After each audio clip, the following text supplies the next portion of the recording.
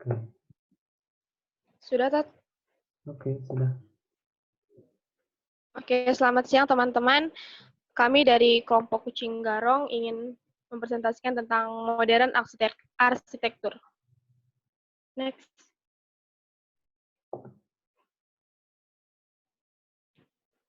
Di sini ada anggota kami yaitu Jojo, Magda, saya Debbie, dan Toda. Oke, pendahuluan. Jadi menurut KBBI ini, modern itu dapat diartikan sebagai perubahan. Nah, di dalam perubahan itu terdapat perubahan dalam pola pikir dan perilaku masyarakat. Dan buah dari perubahan itu sendiri terbagi menjadi dua, yaitu perubahan material dan non-material. Nah, karena di sini kita membahas tentang arsitektur, maka kita menggunakan perubahan dari material, yaitu seperti yang memiliki wujud dan bisa dilihat atau dirasakan. Nah, contohnya itu seperti perubahan dari desain yang tradisional menjadi modern. Gitu. Next. Selanjutnya, definisi. Nah, di dalam definisi ini juga ada modern arsitektur. Menurut Surya Wijaja mengungkapkan bahwa kondisi pada perubahan sosial ekonomi itu dapat disesuaikan dengan mesin waktu. Nah, apa sih yang dimaksud dengan mesin waktu?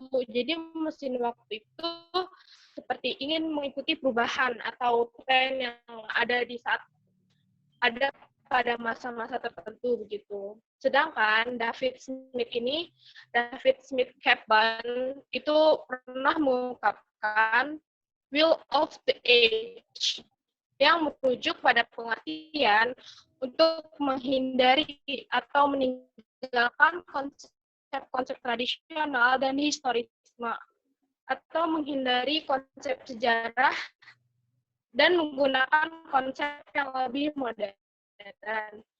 Gitu. Jadi intinya kalau si David Smith Kaplan ini dia ingin menghindari itu konsep yang tradisional atau konsep sejarah begitu.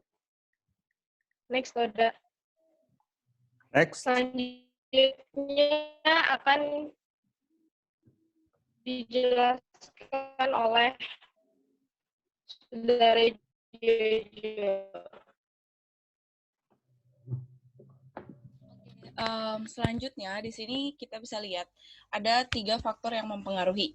Nah, yang pertama itu ingin meninggalkan unsur historical dan tradisionalism dari David Smith Kaplan yang disebutkan pada tahun 1999.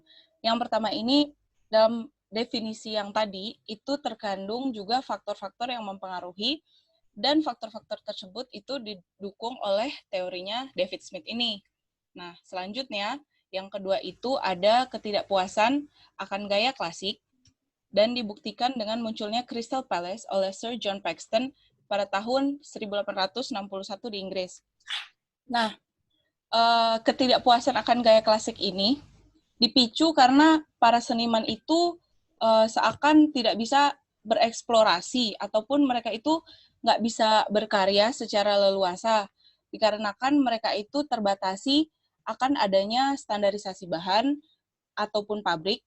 Nah, hal tersebut itu menghasilkan aksi kontekstual yang disebut art and craft. Nah, art and craft itu adalah hal-hal yang menghindari adanya bahan dari mesin, terus membuat konsep elegan, sederhana, dan juga hasil dari karya tangan sendiri. Nah, yang ketiga, itu ada protes dari para seniman pada masanya atas standarisasi bahan bangunan dengan standar pabrik atau art and craft. Nah, yang ketiga ini berkaitan dengan poin pertama sebenarnya. Berkaitan dengan poin pertama. Nah, ketika para seniman ingin berkarya dengan hasrat dan kreasi mereka, tapi mereka itu terbatas oleh karena adanya paham-paham dan pakem-pakem dan keharusan dari tradisional. Nah, disitulah mengapa muncul art and craft. Nah, dari situlah mulai terwujudnya paham-paham modernisme dari setiap individu-individu. Seperti itu.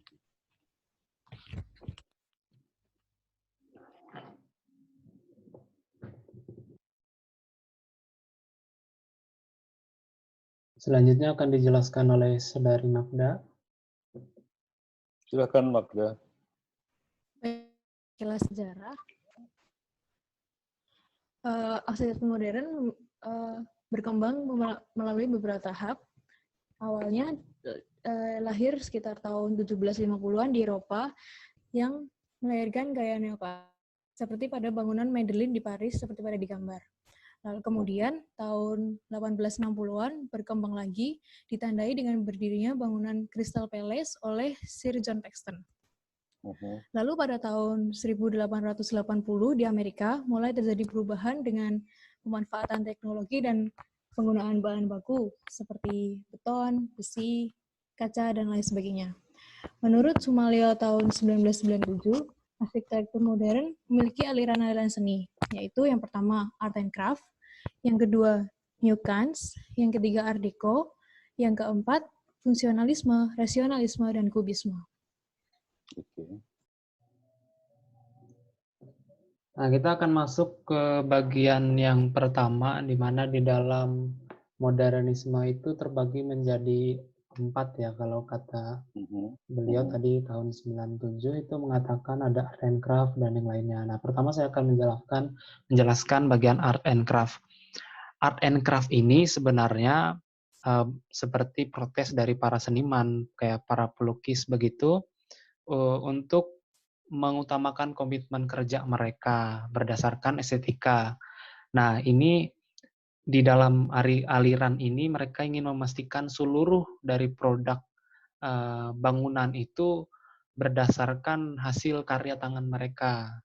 Salah satu contohnya adalah Red House yang ada di Bexleyheath, Inggris bagian selatan, dibangun oleh Philip Webb pada tahun 1860. Selanjutnya, New Kants Amsterdam School akan dijelaskan oleh Magda. Silakan Magda. Baik, aliran seni yang kedua adalah New Kants. New Kants memiliki 3 kiblat, yaitu orisinalitas, spiritualitas, dan New Kants terbagi lagi menjadi 2, yaitu Amsterdam School dan The Still. Amsterdam School pada intinya yaitu seniman lebih menghargai hasil karya estetika pribadi dan tidak mengarah pada estetika universal. Selanjutnya, The Still akan dijelaskan oleh Debbie. Silakan Deb. Ya, dengar Pak. Selanjutnya aliran Desjil. Nah, aliran ini merupakan aliran dari sebuah kelompok seni lukis yang berada di Belanda. Nah, jadi perkembangan yang dipelopori oleh Desjil. Dan kelompok ini tuh ingin menggabungkan antara desain modern dengan seni. Gitu. Dan berikut salah satu contoh Desjil yaitu Henny House yang didirikan oleh Robert van pada tahun 19. Oke, selanjutnya Art Deco akan dijelaskan oleh Jojo. Silakan Jojo. Nah, ini di sini ada Art Deco. Nah, Art Deco itu adalah konsep bangunan yang mewah, bangunan romantis, kokoh, kuat, dan bangunan yang tahan lama. Nah, contohnya itu adalah Grundtvig Church yang didirikan oleh Peder Film Jensen Klein pada tahun 1940 di Belanda. Nah, selanjutnya ada fungsionalisme, rasionalisme, dan kubisme. Aliran ini sebenarnya lebih mengarah, kalau kita melihat secara fisik itu dia tampak kubus secara keseluruhan, tetapi banyak juga yang mengatakan bahwa ini tuh fungsionalisme dan juga rasionalisme. Nah, kalau arsitektur modern itu lebih condong ke yang bagian ini, fungsionalisme, rasionalisme, dan kubisme. Kenapa? Karena kesederhanaannya, terus mereka membangun bangunan arsitektur modern itu berdasarkan fungsi dan juga rasionalisme itu Itulah kenapa dikatakan fungsionalisme, rasionalisme, dan kubisme. Ciri khasnya tampak secara keseluruhan itu seperti kubus gitu. Dan juga mereka menghindari atau bersifat tabu terhadap ornamen-ornamen yang dimuat di dalam konstruksi bangunan. Contohnya seperti yang digambar ini yaitu Bauhaus. Ini didirikan oleh Walter Gropius, didirikan di Jerman tahun 1925. Nah, kita masuk ke karakteristik di dalam arsitektur modern. Menurut Brunner dan kawan-kawan pada tahun 2013, kita ngutip dari Brunner dan kawan-kawan ini mengatakan bahwa arsitektur modern itu dia memiliki keseragaman. Jadi kayak custom secara internasional itu sama begitu. Terus dia menembus geografis di belahan bumi manapun, kayak menembus ruang dan waktu lah, di mana-mana juga pasti akan menggunakan konsep modernisme yang tidak jauh berbeda begitu. Nah, terus penggunaan sesuai material, sesuai dengan fungsi atau mendukung fungsi dari bangunan. Jadi itu kenapa dikatakan di sebelumnya itu ada fungsionalisme, karena mereka itu lebih menekankan terhadap fungsi. Kalau fungsinya A, maka ya dibangunnya sesuai dengan kebutuhan-kebutuhan A. Makanya dia terkesan lebih sederhana, tapi elegan. Nah, itu. Stop dulu. Saya karena waktunya habis. Nanti dilanjutkan. Saya akan undang lagi. Siap.